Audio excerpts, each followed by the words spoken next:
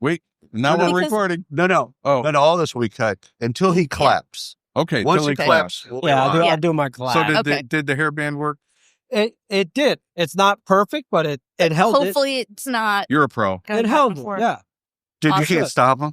You can only help You can't stop me. So, okay. Did I hit record on the... I did. Oh, on the cameras? No, I don't know. So, I see a red light. Mike, you'll remember this. Like, That's a red light? we started Cornerstone to diversify. Right. I remember when you took over that side of the business. Yeah. Yeah. You were going to expand the I business. left my, nest, my comfortable nest in Saba, and Oh my started God. working with Cornerstone. Then all of a sudden they merged. They had two sides of the house. Yeah. Right. Yeah. She has a co-founder who kept the other side. And all the yeah. diversification was gone. Like that. All right. So the color commentary, she's going to talk about EDUs. You're going to be talking about the partnership. How do you want to? Well, they wanted this to be about like HR tech. Why do people do stuff? Business case, And like building the business capability, case. which Yeah. you know me and the ROI guy, right? I thought, I'm going to be the ROI guy. I got to get a T-shirt. That's it. The ROI guy. But I think there should be some of that in the Okay. because the questions are, how are people using HR justify. tech and Yeah. so Yeah. we're How are they we're a justifying the investment? but we're a Okay. provider and Yeah. she's on the ground and That's right. we see the same thing Yeah. from like a different lens. Well, So the they- original justification immediately becomes outdated once you get into implementation. Right. Yeah. Like, Yeah. Yep. Okay, I don't know what Yeah. we said. And then go from there. What are definitely the a lie. gaps? Yeah. And then the other question that I think they'd want us to ask is, hey, can you spell AI? I'm going to ask you that question. Yeah. Some people stayed out late last night. I did not. I went and had a good steak last night downtown. Maybe a couple of customer stories around when customers actually used it in a way that had good outcomes. Oh, That's I know that's a standard. That's a good one. Yeah. So Customer success stories without names is usually how we Yeah. frame that. So you don't have to Bank of America. Like, Yeah. we don't need legal from Bank of America to get on our Right. I would never bring up a name unless I was an approved reference. 100%. Yeah. And I'm not going to do it. Although your Bank of America, what was his name? Mike Wynn? He was Look at you, name man. fucking. Well, we missed his interview in the morning. That's why. Yeah. So we had to reschedule. I can't tell you Oops. anybody else. 'Cause, anyhow, he was fantastic. Yeah. Holy shit. We probably had 15 minutes of Yeah. just rolling. And he starts getting into doing these kind of scenarios where it's like bank robbery scenarios Yeah. with live actors. So they have a studio with actors and doing the bit, and you're watching the whole thing trying to figure out what you would do. And it's, the first, stay calm, follow the instructions. Here's the procedure. Here's what you do. Here's what you do not do. When a person has a gun, they literally got a fake gun. Wow. Not who was that on set that had a live round in it? Yeah. Oh, One of the Baldwins. Alec Baldwin. Yeah. very different. Yeah. Hey, I got an idea. So he takes us through that scenario, and Ryan immediately was like, "Can I take that assessment? Can I do that bit?" He's like, "Well, actually, no, because for legal reasons." And I'm like, "Yeah, the criminals." Oh, they don't want to give away. Like, this is how Here's we our prepare. safety protocol. Exactly. Yeah. So he asked to go do it, and I asked, "Okay, the robbers get a hold of this shit. Now they know the procedures. That's right. Game on." Fair Now they point. need to work around it. Fair point. And if you know it, you know something about human behavior, and the cops do this, right? Right. They actually do an analysis of what he remember, and people remember it all wrong. Oh, 100%. Yeah. That actually is an He was immersive Latino. He was 7 foot, Yeah. 300 pounds, Yeah. blonde Yeah. hair. Yeah. What? carried a blue whale. He rode away on a unicycle. This is going to be awesome. I'm ready whenever you are. As you just take a drink. I'm sorry about that. I'm ready. I got Ready? one last question. Well, Your chair seems just a little lower than his. Does he do that on purpose? 100%. Is it really? I come in and put a stack of quarters underneath it. Now, I shit you not. When I owned an ad agency, this 100 years ago, but when I owned an ad agency, my chair would be higher because I had like a, regular Ariane chair or whatever there was. And I sawed off the legs of the wood chairs in front of me, and I put the screws down. So, and it was subtle. It wasn't, like a foot difference, but it was subtle. But I was always like, well, tell me a little bit more about that, Brad. Just so he's got to look down at me. And then I would take the ferns, because I had not ferns, but they were ficus trees or whatever they were. And I would move them really close to their chairs just to see who would move them away. Yeah. And who wouldn't. I'm a horrible interviewer. It's like you were doing your own CIA interview. I was doing my bit. Exactly. That's where I learned it. Oh, you want a Dr. Pepper? Absolutely. Let me get that. Here's a Sprite. Sprite. Here's some kombucha. Exactly. I didn't, and then the people I didn't order this. Those are the people I'm like, okay, you're interesting. Now we have something here. Yeah. It's like my chairs kind of seems a little, smaller for some reason. And they were old kind of antique chairs, so they were tiny. So great. So mean. Oh, yeah, no, it's maniacal. And that's just one story of 10 years. I lost a car in Houston. Lost a car. I rented a car from Alamo Car Rental. And the next thing I know, I had to drop off the keys at Alamo Car Rental and say, it's out there somewhere. I got to get on a flight. So what happened? Oh, I can't get into that story. That's going to... Well, I'll give you my quick car rental story, and then we'll let Ryan clap. I was working for SAP, and we all showed up in Philadelphia. It's back when Hertz had Ford Tauruses. Oh, God. Right? That was a long time You're ago. at 8:30? We, hey, and then we, okay, we'll move fast. Okay. So then we all got up in the morning and it snowed. So all these cars are covered in snow. They're all white Tauruses. And so there's 5 of us doing this, trying to figure out which one's ours. Yeah. All right, That's let's get into it. Let's do it. All right, I'm going to clap. All righty. Let's get into the introductions. Mike, would you introduce yourself first? No, Nyla needs to go first. I like that Oh. very... I was going to do that, but I'm glad you did it. Nyla, tell us a little bit about yourself. Sure. Nyla Reed, I'm the founding partner at the Deuce Group. We help companies implement HR technologies. Oh, I like so many stories here. Mike Bollinger, Global VP of Strategic Initiatives at Cornerstone. As you know, that means I do stuff. That's right. And Nyla is a long and valued partner that I've known for a decade now. So we could talk forever because at one point in my life, I created a consulting firm that did user adoption. And then the second point, I created a market research firm that studied implementations. So we could go off on a little thing, but we won't. So number one thing, I used to say this on the speaking trail, I can make every single one of you fall down in the fetal position and suck on your thumb with one word. Implementation. And every single person would laugh yeah. We all have that in common. You laugh. It's all happened because there's this thing called the inevitable disaster that it doesn't matter where it happens. It just happens somewhere in the process. There's some unforeseen, you've got a better name on it if you want it, but there's some unforeseen thing that happens. All the smartest people thought of everything, planned everything, and there's still this bit That's right. that happens.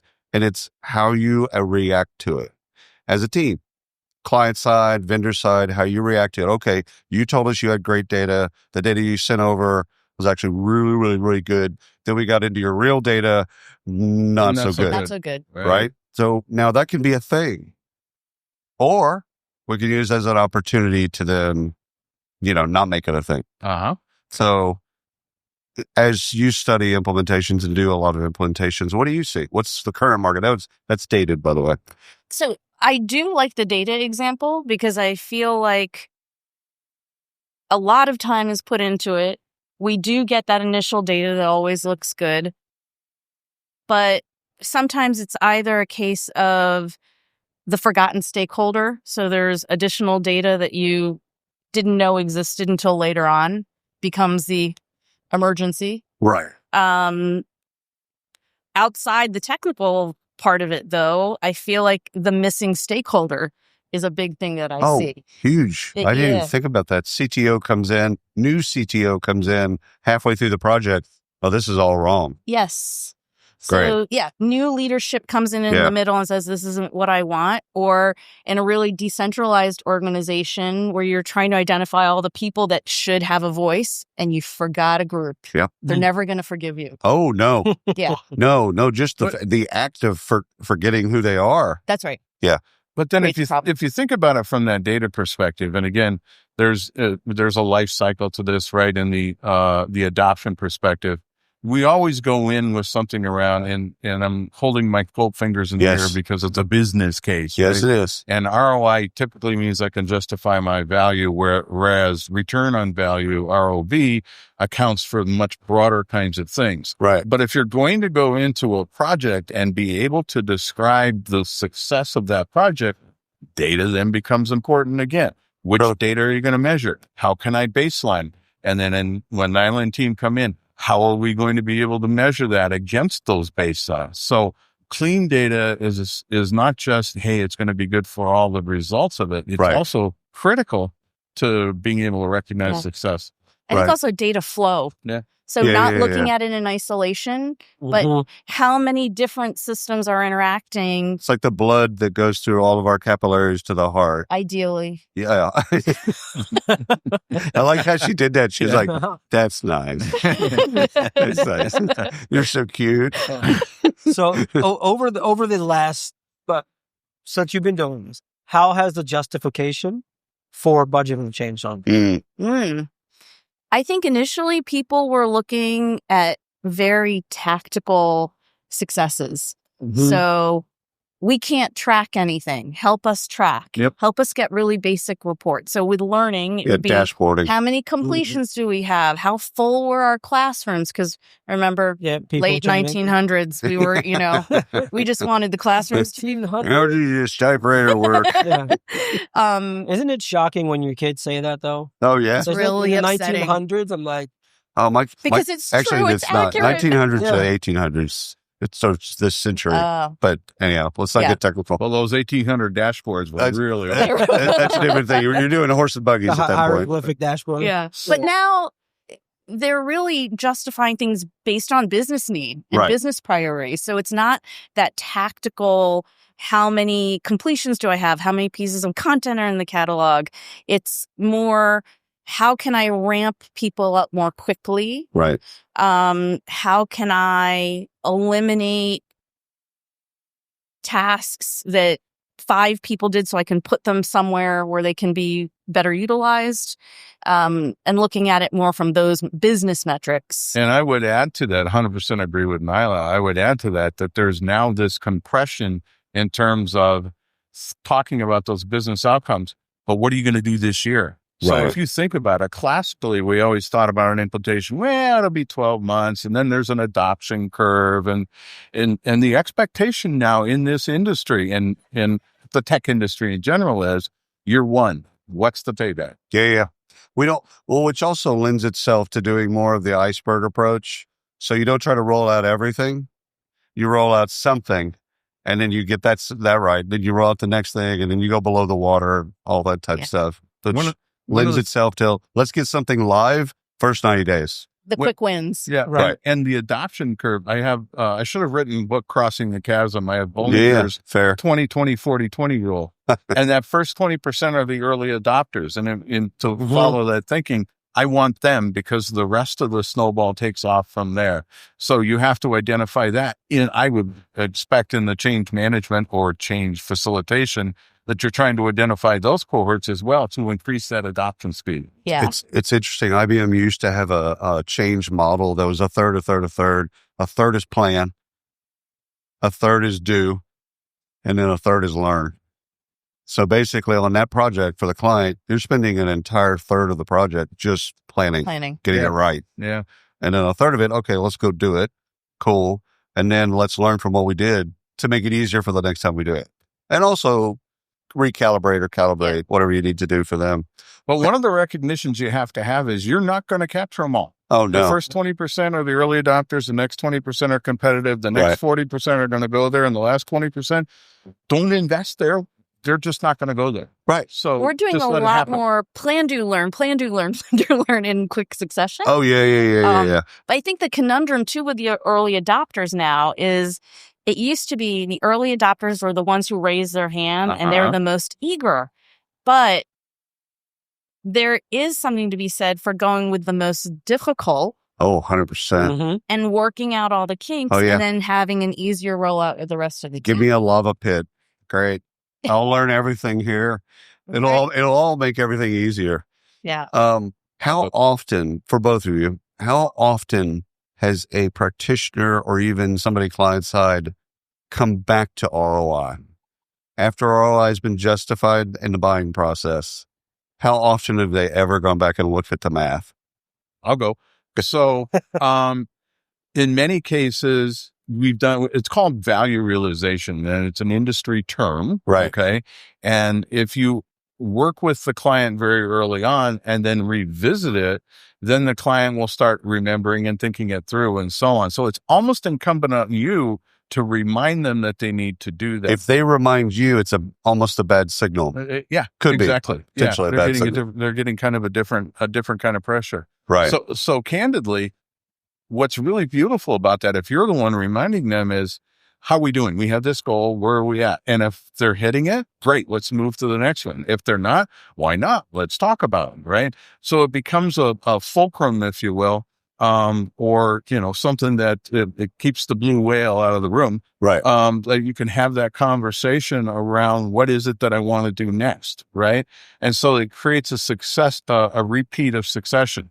But and Cornerstone has customer success managers who are charged with having that conversation, but it requires your partner establish those things early. Right. I do think the more successful organizations are doing it consistently and communicating to their leadership. Right. Oh, yeah. Good point. Yeah. This is why we made this decision. Yes. 2 years ago. This is where we're at. This is how it's coming back to us. We initially thought it was going to be 90% ROI or whatever the bid is or the dollar amount. We've already exceeded that. Just, whatever the bid is. Just so you know. In theory. So, but the idea is for the rest of the executives to remember a decision that you made. Yes. And remind them that the decision is going well or not. Either way. Ideally saying you made the right decision. Right. And now I want more money. That's exactly right, Dave. But I want to be really clear. In many cases, it's not just about the ROI. You have to think about the other business outcomes. If I'm in healthcare, what's my quality of care metric? Right. Yeah. Patient satisfaction. If I'm in retail, how's my conflict resolution rate? Those kinds of things. So those things are still significant business outcomes. So how it have knock-on impacted effect. the rest of the business. You got it. How do you rank, or how would you rank? I love that. The ROI, and if you had to rank, 1 through 5, what are the most important factors? ROI for a long time has been about operations and efficiency, and technology has done that, right? Yeah. We've run that out of the system. Yeah. Payroll error rate, time to productivity, and those things. And it still matters, don't get me wrong. But I think what the practitioners in particular need to do is to be very aware of their individual business. And the idea behind that is that they're aware of what their business is measuring and what the people they're serving are measuring. Right. And that requires stakeholder interviews and understanding of those that you serve, which as an HR practitioner gets you out of your comfort space. I also like thinking through the intangibles. So employee engagement is, I think, hard to measure beyond just, they logged into the system or they did this. Right. Yeah. But I really like the more qualitative discussion. And do people feel like this has made a difference? Well, you can measure the knock-on effect of employee engagement, all kinds of work around that. Customer sat, shrinkage, absenteeism. And if you're in a mining company, employee engagement is measured in deaths. Right. So it's the knock-on effect of engagement. Did you say employee engagement. You said death. Absolutely, in the mine. I'm not kidding. Wow. Yeah. Okay. 100 days since our last accident. That's right. Because an accident would be. Yeah. People die in mines. Yeah. Turns out. And I got that from Rio Tinto. A plug for our customer. Heck yeah. But the whole point of it is that it has impact. But if you just say, "Oh, we're going to increase employee engagement," it's an eye roll for the CFO. Right. Oh yeah. No, that's because engagement in and of itself, no one cares about. It's Right. the outcomes of engagement that they care about. The got it. productivity, the Mhm. retention, all the Or cool the stuff. compliance, people living. People living would be good. Shrinkage, people stealing. Actually, Yeah. when I was in India, I was in Delhi at one point, and I did a demo of a product that was it was facial recognition. So basically, you clocked in with your face, done. Then you blew on a tube to make sure that you weren't drunk or whatever, Sure. and that's how you clocked in and clocked out. And it was in a mining company. Wow. And that's how they created it, because they basically said, okay, I got to know that you part, but I also got to know that you're not drunk. Because accidents, they had figured out that a lot of their accidents at that particular place came from people that had been in the parking lot drinking for hours and then went in and did their bit. We have a life sciences company who, clean room kind of pharma Mhm. development and stuff. And if you haven't had the latest updated kinds of training, Right.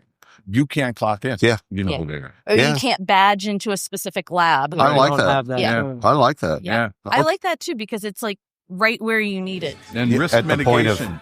point of entry. Mhm. Oh, I'm Yes. sorry, you can't. Go sit down. Go get do your your training, and Yeah. then it's automatically going to work. Especially, some training needs to be forced, especially compliance related stuff. Mm-hmm. Because you can't clock in. Well, in some Right. cases, it's like, oh, we changed the machining or we changed the Right. delivery mechanism and so on. You'd have to have that before you can actually work on the Yeah. update. Okay? All right. Yeah. Last thing for me, I know Ryan's got some stuff too, is some customer stories, without names and things like that, but some really cool stories that the audience should hear. I got one, but you go. Okay. Tag, you're it. Okay. So we have one customer who did not have a consolidated core HR system. Oh, nice. So 13 couldn't different payroll systems, even Yeah, more, yeah. couldn't even tell you how many employees they had on day one. I don't know that customer, but I've heard that question before. Couldn't answer. Couldn't answer. The CHR couldn't answer the question. Yes. How many employees do we have right Now. Mhm. I won't, Right I at won't this say anything moment. Yeah. postal. Yeah. Yeah. So going back to your, what you initially said about data, Yeah, it was a data issue. right. And, success for them was being able to start by measuring how many people do we have? How many in each location? What are their actual jobs? Like, Yeah. how many of each? There's just controls do we inertia. have? When you get to a large organization, it's like, it's just moving. Kind of does it on its own. It's like, Yeah. no, it really doesn't. Like we should, we But then should know. it was instant uptake and adoption once leaders saw that all of a sudden, for the first time, there was data they could get that would help them Right. make business decisions. Oh, that's cool. I like that a lot. And All right, what do you got? I'll go back to healthcare and two of them. One was pandemic related. The ability to identify skill sets that individuals have in the pandemic, particular healthcare system on the East Coast, they were able to repurpose the critical care nurses into and optional surgeries, which, if you remember, stopped, and move them into COVID care and so on rather rapidly. So that was one of my best examples I can ever think of, is how do you have somebody actually create a mission critical result at pace? And that same organization, then there was some cross training knowledge. And what they found was, as they did that more and more, is that the idea of this cross trained nurse allowed them to identify other areas. And I don't know if you know it, but we pay for a quality of care metric in our healthcare system. Mhm. Right. It's small. It's like 2%, but 2% of a bazillion dollars is It's a lot of money. Turns out, Yeah. And rounding error. what they found was, because of that kind of cross training, the quality of care metric went up very, very high. So, if you start thinking about it, what we're really talking about is, what is the impact that people have on an organization? We always give it lip service. It's Right. out there in every story. Oh yeah. Absolutely. Oh yeah. It all goes back to that. Yeah. I think our final question for today. in an implementation, when an implementation was over, we'll stay positive, I guess. No such thing. Completed. There's No such thing. completed. It never ends. Round one That completed. idea of go live is a lie. Yeah. Give me an example of a time where a client or a customer learned something new after the implementation that they weren't expecting. Start with it. Interesting. I feel like what a lot of companies do not expect, but the most successful implementations enjoy is that people start asking for more. Right. I think that's the signal that you did something It's right 100%. because now they want to continue enhancing it. They're actually using it and it creates more. And they're shocked that it synergy. actually happened. So here's one of the things Oh shit, this works. practitioners love, vendors hate. However, I would give the advice, meet your implementation team, go out, have dinner, have drinks, get to know each other. Don't talk about work. Yes. Because so much of what happens in an implementation is chemistry. Agreed. And if you just have the right people and they're like, all right, listen, hey, some stuff's going to go sideways at some point. Like, I'm going to miss a meeting, whatever. Let's be ready. Let's be ready. Okay. Like, we're adults. Let's be adults. Yeah. Let's care about each other. We care about this going well. You care about this going well. We got your back. And I think if vendors would do that, and I know it's hard because on the backside, it's just chaos. But if you could actually meet the team and just go, you know what? I like her. Okay. Like if I'd have to do something on a Saturday, all right, no big deal. It makes a huge difference. It does. It does. And we felt that when people weren't traveling because of COVID. Right. Ooh. And we were doing 100% remote implementations versus now when people are making the effort to get the teams together in person at least once or twice. Right. Just get them together. Yes. Let them talk. And again, don't talk about work. Yep. Just go have a couple of bottles of wine, get to know each other. Yep. And then it's say fall in love. That's not the bit, but you're just like, you care about the person. Yeah, you care about the implementation. You care about the company stuff, but you want to care about the person. So. And then from the vendor side, we work really hard at this, but that's why we have this partner and these partnerships. And apparently the lights are going down. Right? Very romantic. Yeah. Very romantic. It'll clearly show them. I need a cello. But when I work with customers, they get my phone number, they get my email, and look, I don't go away. Right? Yeah. And just know that it is a partnership. It's not just a handoff. Right. And that's an important part of that. 100%. Something gets to a point where you feel like you need to just talk to me. Do it. Call me. That's right. Or text me. And to your point, implementation never ends. Never it's ends. Evergreen. It's evergreen. Mm-hmm. Projects are evergreen. And the people that think that it is, I used to love this in research, because I thought that there was this point in which we're done. I'm like, yeah, let me go ahead and kind of kill that right in front of you. You're never done. Yeah. It doesn't end. Yeah. Unless you decide you didn't like it. And then, then it's ripped that's out. not what we want. Then it's ripped out. That's Then right. that's done. That's done. Now you got to start something over. Anyhow, thank y'all. I know you all got to get on to your next thing. Thank you both. Nyla, wonderful meeting you. Mike, always fun. Always fun. Thank you very much for being here. Ryan, thank you too. Well, Yeah. Thank you. And we're out. There we go. Voila. I love the fact that the music and the lights go. Oh, that was so